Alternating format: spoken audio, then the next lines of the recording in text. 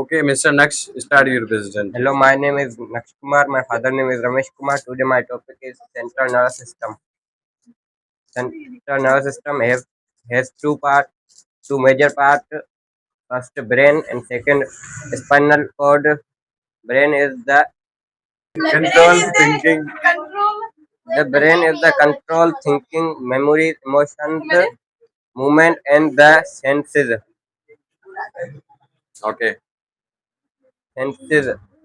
Spinal cord. The spinal cord connect the brain to the rest of the body.